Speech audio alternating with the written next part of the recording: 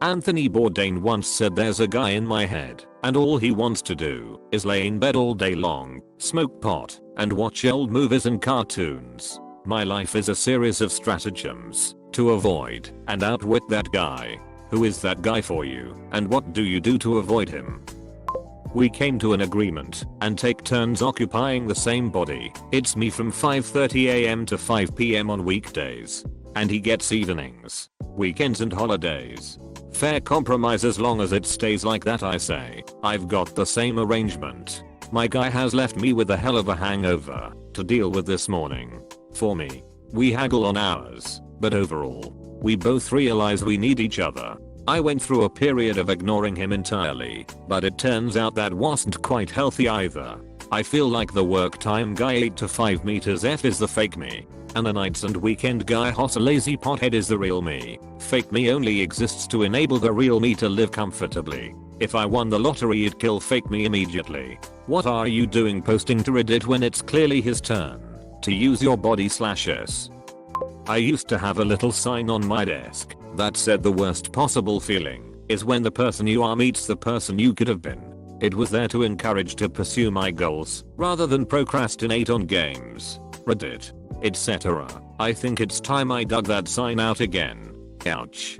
Worse than that Ben Franklin quote, a man can die at 25 and not be buried until he's 75. I think this ducked me up as much as retirement is a monetary number, not an age.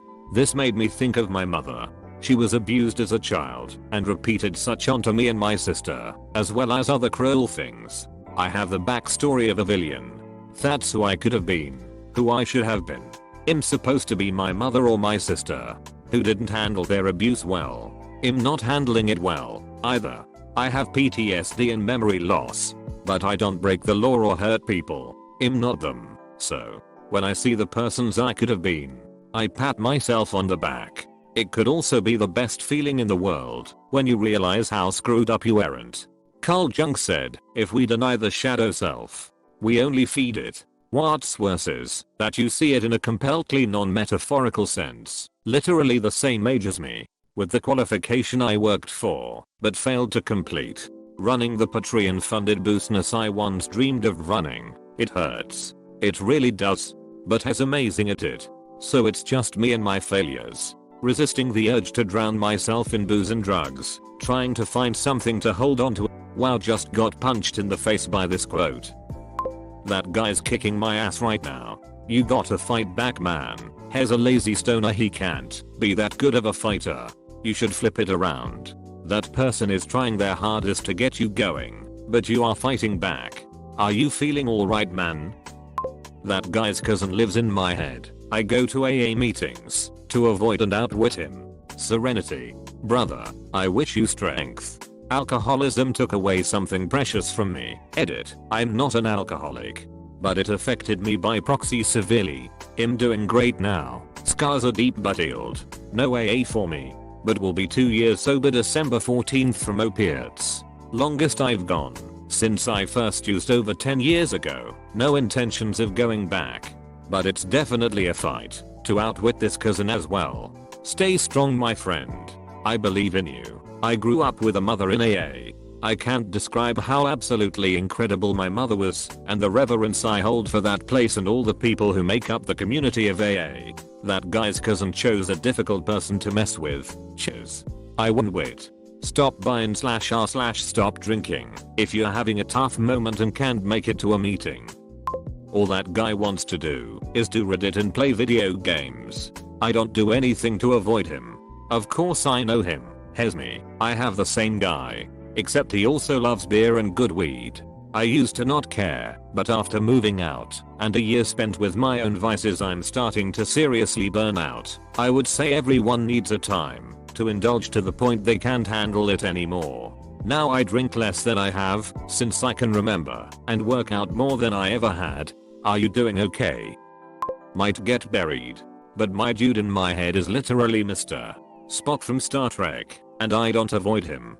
Hear me out. I discovered through therapy that I needed a mechanism for judgmentless and objective self-analysis, and Mr. Spock is that dude. He can see the most mucked up space to sever and react calmly and objectively. Mr.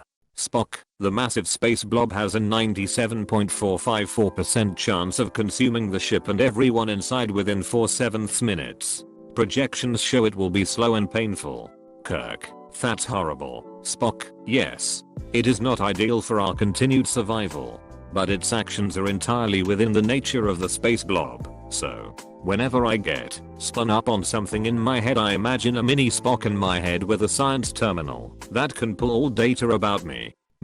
Spock.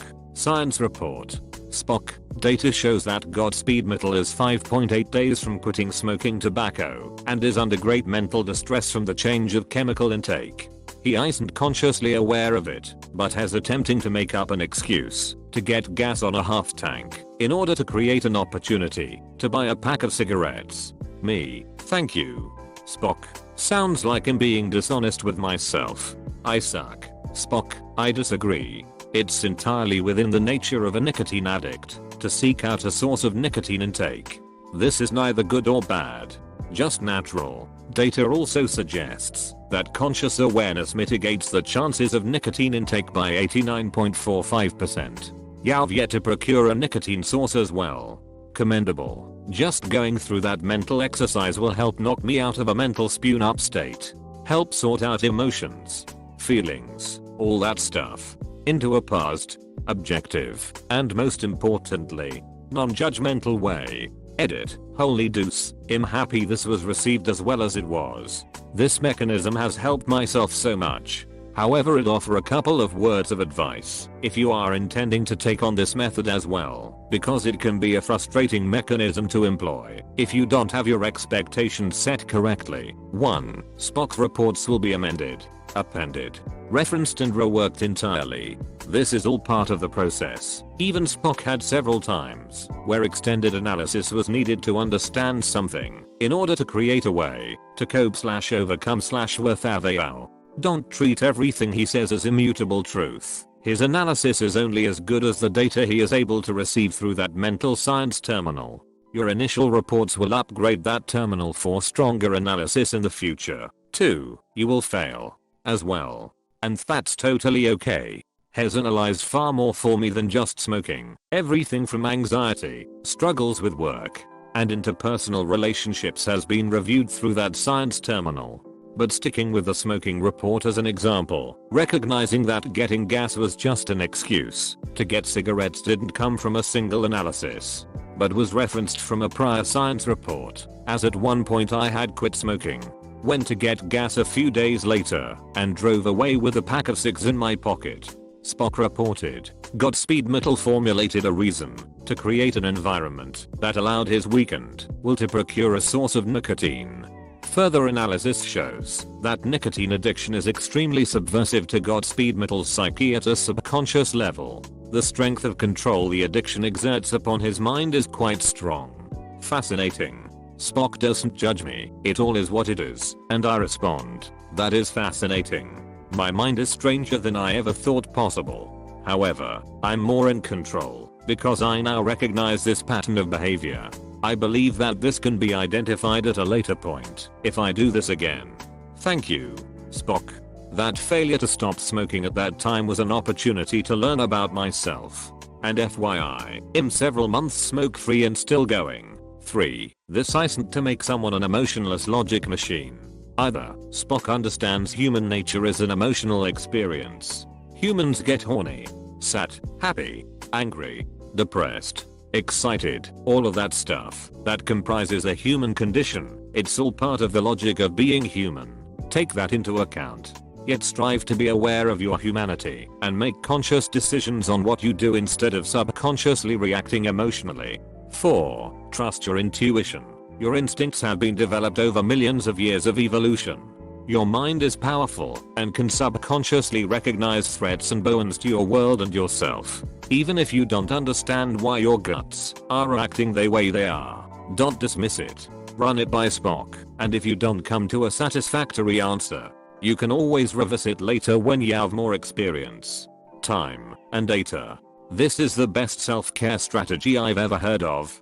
I did something similar when my daughter was born crazy early and sick. She lived for 11 months and spent the whole time in the hospital. When my wife went in for her C-section I wasn't allowed due to it being full sedation or some nonsense. I just sat by myself in the pre-surgery room waiting like an idiot, not sure what to do. So I imagined old school 1990s Wolverine sitting there with me just for the company. I remember asking him / myself what the hell I was going to do. You know that angry scared state you get into.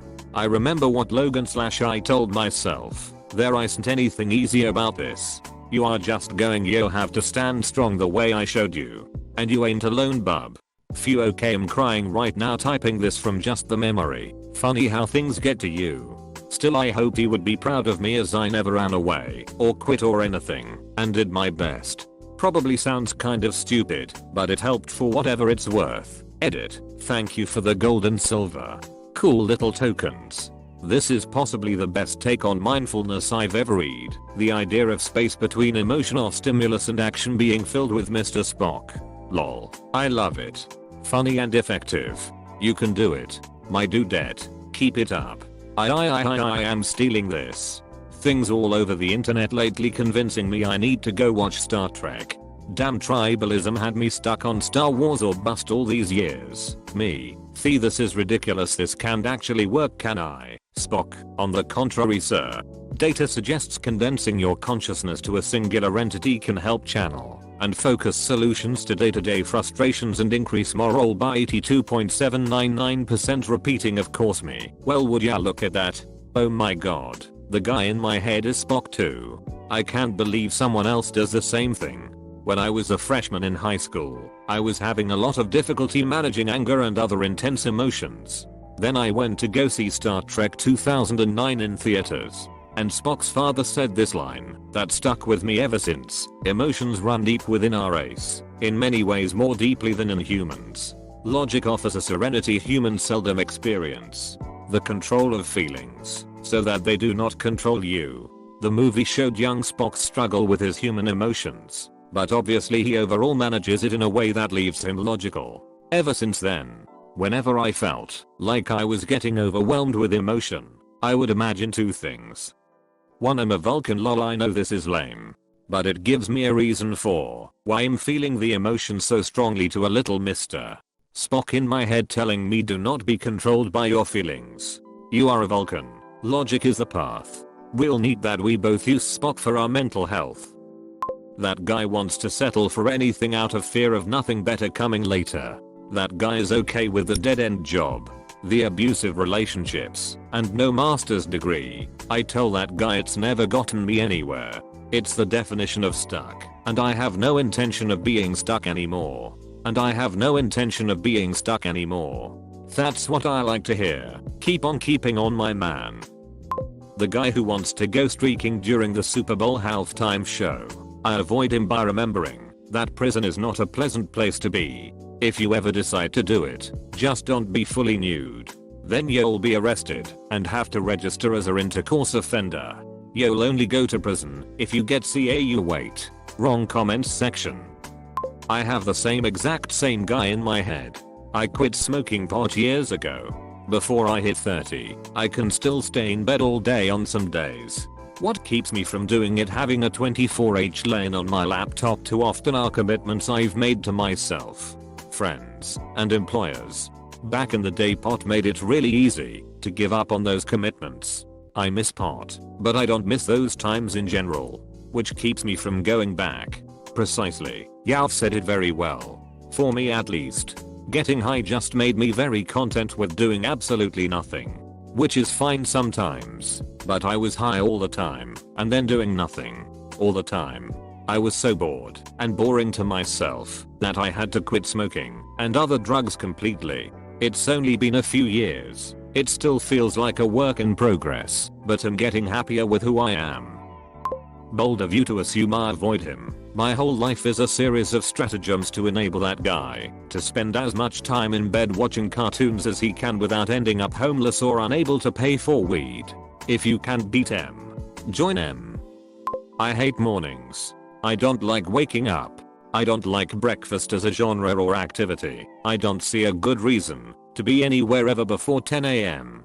I started forcing myself to wake up early and go to the gym before work. and I hate it so much, but it makes me feel so goddamn good all day long. It's a poopty healthy dose of morning endorphins that stops me from getting sleepy after lunch. Keeps me energized after work. Get a better night's sleep. It sucks so much, and it sucks even more that it improves every aspect of my day, because now if I stop I know I'll just start having poopty bad days again, and it'll be my dumbass lazy fault with a simple fix. I hate exercise so much. I know it keeps you healthy, but God, at what cost? Whenever I have had a gym membership I get signed up with a routine, but I always end up doing an hour on a treadmill until I'm tired, then use that as an excuse to go home. I have no upper body strength, but at least I can run for a while. On sunny days I slap on some jogging shoes and go to a local park that is also a bird sanctuary. I play biologist, pretending I'm discovering birds in their natural habitat and monologue to myself. I'm not out for a run. I'm playing biologist and it's different. God, I hate running. This just made me smile. I wake up early, but don't like rushing around in the morning or even thinking about going to work out. I would be the same way. This sucks, and now I have to go to the stupid gym every day. I have chronic severe depression. Going 25 years now. It's not completely clear what I have, but it comes and goes, not sad, not bipolar, not MDD. We simply don't know, and medication doesn't work. However, it's never really gone. It's more like manageable or unmanageable. The voice is either telling me I should lie down and just give up, or it's telling me that soon I will be lying down and giving up again. My manageable moments are obviously filled with as much joy as I can pack in there. And every night, before going to bed, I tell the voice to suck it. Today was my day, not yours. When it's unmanageable and the voice tells me to give up, I try to fight him as long as I can. And when I start to agree with him, I always manage to end it with "but not today." It's kept me alive for this long. I hope I can keep going like this for a while. I have always tended toward anxiety and panic attacks rather than depression, but I do understand what you describe here. The real me wants to make a huge buffet, host a fancy dress party for all my friends, and then write that drama I've got an idea for. But anxiety can just punch me in the stomach and pin me down and yell at me to stop it, to stop doing anything because I'm ugly, deformed, stupid and unoriginal, and nobody will hang out with me anyway, and I have to hide under the duvet shaking until I can function again. That guy is my ADHD. I probably have an extreme case where my meds, which are at high doses, hardly even work anymore. The best way I combat this urge to do something fun, play games, or goof off is to remove myself from any place of temptation. Cut it off before you get the thought of even doing something pleasurable.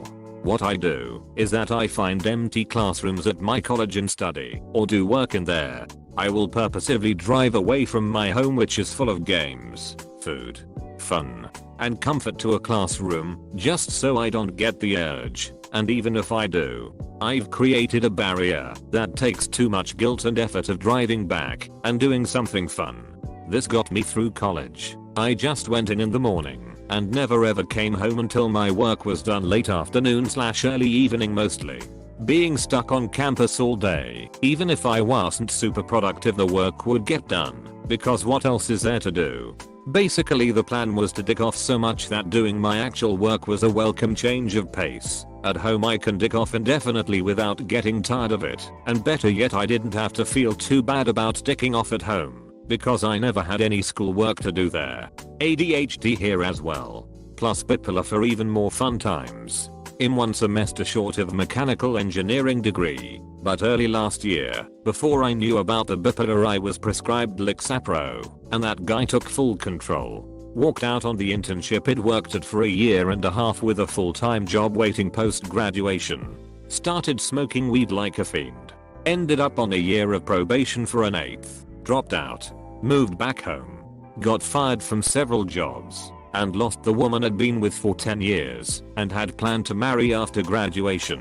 My emotions were so out of control that I kept contacting her for a couple months until she blocked me on everything. My libido skyrocketed and my dick stopped working, pushing me into many reckless sexual encounters. I was emotionally abusive to everyone around me. I was a freaking scumbag. That SSRI caused me to do, say, and think things that were so far out of character I didn't recognize myself. It amplified my impulsiveness, caused full-fledged manic episodes, and made me suicidal when it never felt that way before.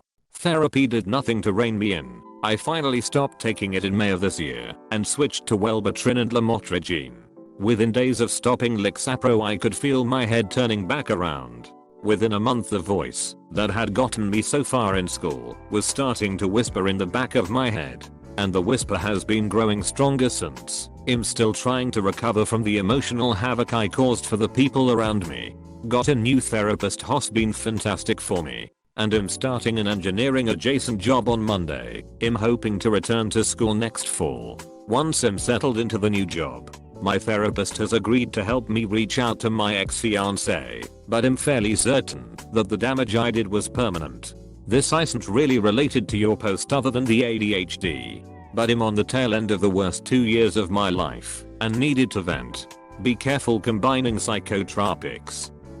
Holy Deuce Anthony said that. Damn, I miss him even more. Source, look. I understand that inside me there is a greedy, gluttonous, lazy, hippie I know. I understand that free time is probably my enemy. That if I'm given too much free time to contemplate the mysteries of the universe, I'm afraid of that inner hippie emerging.